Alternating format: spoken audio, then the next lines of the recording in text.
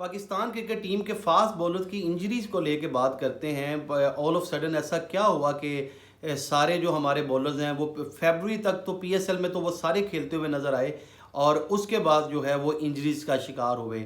नसीम शाह पे हमने काफ़ी डिटेल में पहले बात की, वर्ल्ड कप के दौरान भी वो हमारे फ्रंट लाइन बॉलर थे। शाहीन शाह अफरीदी जब से इंजरी के बाद T20 वर्ल्ड कप उन्होंने खेला लास्ट ईयर, उसके बाद से उन्होंने उस वर्ल्ड कप में भी बड़ा अच्छा परफॉर्म किया। इस वर्ल्ड कप में भी जो 2023 का इंडिया में वर्ल्ड कप हुआ, इसमें भी शाहीन शाह अफरीदी ने सबसे ज़्यादा आउट ज़रूर किए पाकिस्तान की तरफ से, लेकिन जो उनकी अर्ली ऑन एक स्ट्रेंथ थी आगे स्विंग करना विद पेस, वो चीज़ लैक की शाहीन शाह अफरीदी की। वैसे तो वो ग्राउंड के अंदर अकेले लड़ते हुए भी नज़र आए, वो फाइटर हैं और जितनी उनके अंदर जान होती है उससे ज़्यादा जान मारते हुए नज़र आते हैं।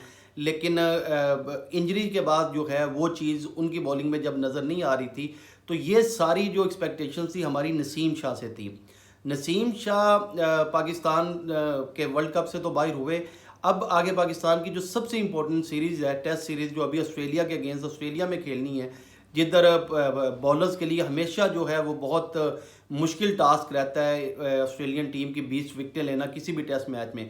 अब नसीम शाह के बगैर जो है वो हमारी जो बॉलिंग है उसमें कोई दम हम नज़र नहीं आ रहा फ़िलहाल। शाहीन शाह अफरीदी ही ऐसे बॉलर हैं जिससे हम कुछ फिर भी एक्सपेक्टेशन रख सकते हैं, लेकिन नसीम शाह की इंजरी पे तो हमने जैसे पहले बात की कि उनका जो वर्क लोड है वो सही से मैनेज नहीं किया गया। उनको एशिया कप भी खिलाया गया, वो यूके में भी लीग खेलते हुए नज़र आए, लंका प्रीमियर लीग में भी खेले। इतने मुश्किल जो है वो वेदर कंडीशन के अंदर वो खेलते रहे और मेन इवेंट से पहले आके वो अनफिट हो गए, जिसकी वजह से पाकिस्तान को इस वर्ल्ड कप की कैंपेन में भी बहुत बड़ा नुकसान हुआ था।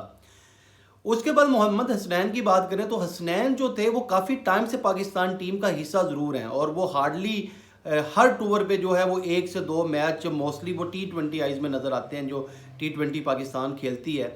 उसके बाद हसनैन ने जो है वो पाकिस्तान के लिए वनडे जो लिस्ट ए का मैच होता है जो वनडे कप का, वो लास्ट ईयर अक्टूबर में खेला था 2022 में। तो 1 साल से ज़्यादा हो गया उन्होंने लिस्ट ए का कोई मैच नहीं खेला। लास्ट वनडे उन्होंने जनवरी में खेला, इसी तरह T20 आई भी उन्होंने अप्रैल में खेला। तो क्या ऐसा हुआ कि वो इंजर्ड हैं? इतने अरसे से वो पाकिस्तान टीम के साथ इतना खेल भी नहीं रहे, इसके बावजूद वो इंजर्ड हैं। एहसान उल्ला भी जो है वो पीएसएल के बाद एक उन्होंने सीरीज़ खेली जो है अफ़गानिस्तान के अगेंस्ट शारजा में जो हुई थी, और उसके बाद वो न्यूजीलैंड के अगेंस्ट भी होम सीरीज़ में खेलते हुए नज़र आए। लेकिन इस बात जो लास्ट उन्होंने भी पाकिस्तान के लिए खेला वो अप्रैल की बात है। अब इतना टाइम हो गया, ये प्लेयर्स क्यों रिकवर नहीं होते? एहसान उल्ला के बारे में तो रिपोर्ट्स ये भी हैं कि उनकी जो एल्बो इंजरी को लेके है पूरा मिस मैनेज किया गया पीसीबी की तरफ से। उन्होंने अपने ही ऑन से किसी डॉक्टर से जो है वो सर्जरी करवाई और वो सर्जरी सुनने में बातें ये आ रही हैं कि जो वो एक्सपेक्ट कर रहे थे कि रिकवरी जिस तरह की, उनको वो रिकवरी नहीं मिली और शायद वो जो 150 प्लस बॉलिंग करते हुए नज़र आते थे हमें, शायद वो इंजरी के बाद जो है वो उस पेस से हाथ धो बैठे। ये पीसीबी की जो है वो इस हद तक जो है वो नाअहली है कि क्यों उन्हें प्रॉपर जो है वो पीसीबी के जो साथ जो एसोसिएट डॉक्टर्स हैं पैनल पे जो होते हैं पीसीबी के, उनसे जैसे शाहीन शाह अफरीदी की जो रिहाब है वो पूरा इंग्लैंड में हुआ, इसी तरह नसीम शाह का भी जो है वो पूरा सर्जरी से लेकर रिकवरी तक जो है वो लंदन में रहे। तो एहसान उल्ला के मामले में जो है वो क्यों लापरवाही की गई?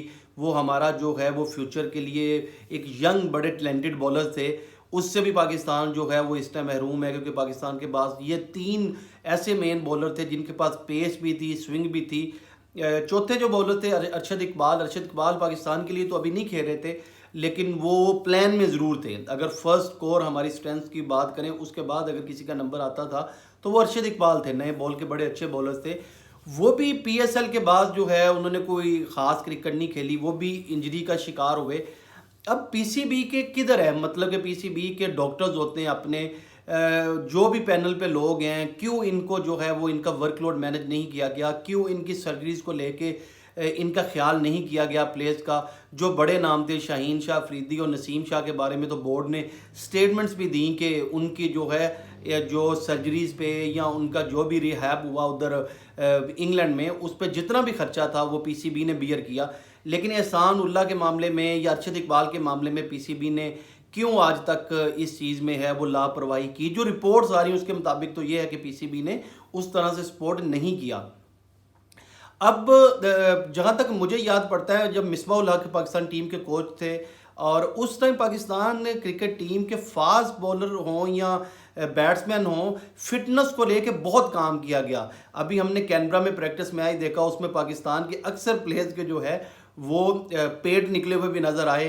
लगता है कि शादियों का सीज़न था, अच्छे खाने खाए गए। मिसबा जो थे वो बड़े स्ट्रिक्ट थे इस मामले में। यो टेस्ट होते थे, जो प्लेयर पास नहीं करता था और वो टीम का हिस्सा नहीं बन सकता था। तो उस टाइम फिटनेस को लेके जो था वो काफ़ी जो है वो पाकिस्तान टीम में जो थी वो सख्ती भी थी। अब क्रिकेट भी नहीं हो रही और प्लेयर्स इंजर्ड है, तो इसमें मैं यही कह सकता हूं कि फ्रेंचाइज क्रिकेट के लिए तो ये प्लेयर्स अवेलेबल होती है, लेकिन ये किसकी जिम्मेदारी है? ये पीसीबी की जिम्मेदारी है, क्योंकि ये सेंट्रल कॉन्ट्रैक्टेड प्लेयर होते हैं। पीसीबी को इनका ख्याल करना चाहिए। इनको लीग की एनओसी तो दो लीग्स की दी जाती है। पीसीबी अपने एंड से एफर्ट ज़रूर करता है, लेकिन फिर भी क्या ऐसी वजह है कि ये प्लेयर्स जो है ना खेल के भी इंजर्ड हैं।